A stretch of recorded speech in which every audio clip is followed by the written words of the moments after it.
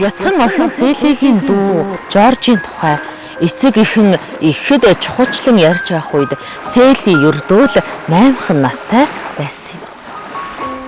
Түүний дүү Жорж их хүнд өвчтөй бөгөөд өвчнийг нь эмчлүүлэхэд зарцуулах хөрөнгө тэдний гэр бүлд байгаагүй. Аргаа барсан аав нь одоо ч нөх хүүг минь ич шидэл аврах байх та гэж ярьж байсныг сонссон Сели өрөөндөө гүйж орон мөнгө цуглуулдаг гахайгаа хаг цохин дотор нь байсан мөнгийг хэд хэдэн удаа тоолон эцэст нь булангийн эмийн сангийн зүг хархурдаарангуйлээ.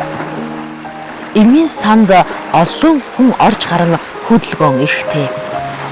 Эмийн санч Селиг анхаарахч сөхөөгүй байлаа. Сели ч эмийн санчийн анхаарлыг татах гэж ихэд төвчээртэйгээр удаан гихч нь зогсож байв. Эцэст нь эмийн санч Селиг сая л нэг анзаарч "За, бяцхан охин минь чамд юу хэрэгтэй байлээ? Харж байгаа үсттэй. Манай эмийн сан ийм олон хүнтэй байна. Чиний дараагаар би ард чин зогсож байгаа ноёнтонд бас үйлчлэх хэрэгтэй. Чамд юугаар туслах вэ?" Гэхэд Сели өөртөө нилээд итгэлгүй хоолойгоор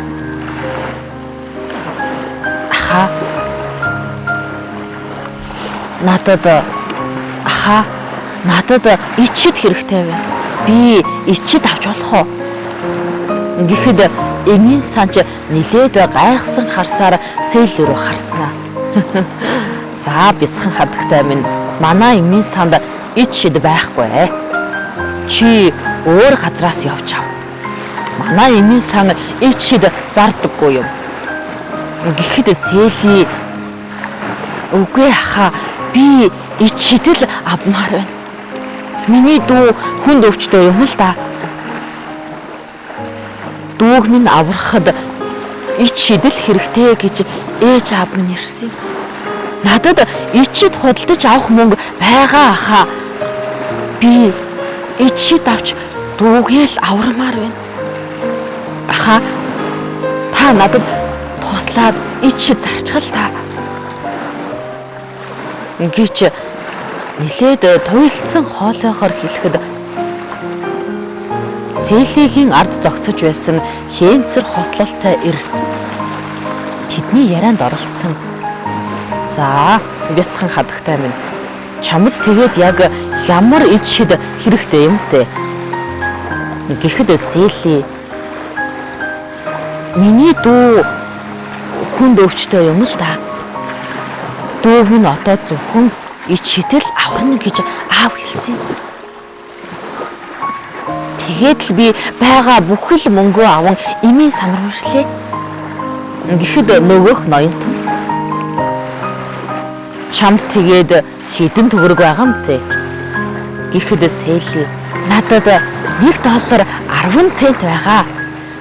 Дүүг минь аврахад худалдаж авах ичид энэ мөнгөнд хангалттай хүрнэ" гэж өөртөө итгэл төгс хэлэхэд нөгөөх ноёнтон "Тийм ээ охин минь, дүүг чинь аврахад энэ мөнгө хангалттай хүрнэ" гэж хэлээд нэг гартаа Сели хөтлөн нөгөө гартаа мөнгийг нь бариад түүний гэрийн зүг явлаа.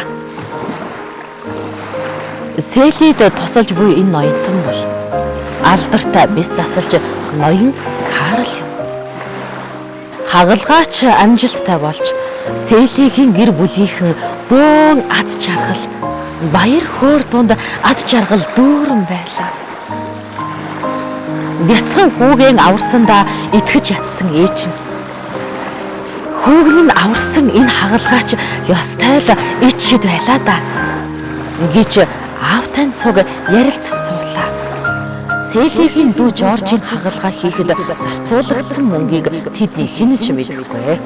Зөвхөн Сели л мэднэ. Хагалгааны төлбөр бол ердөө л $1.10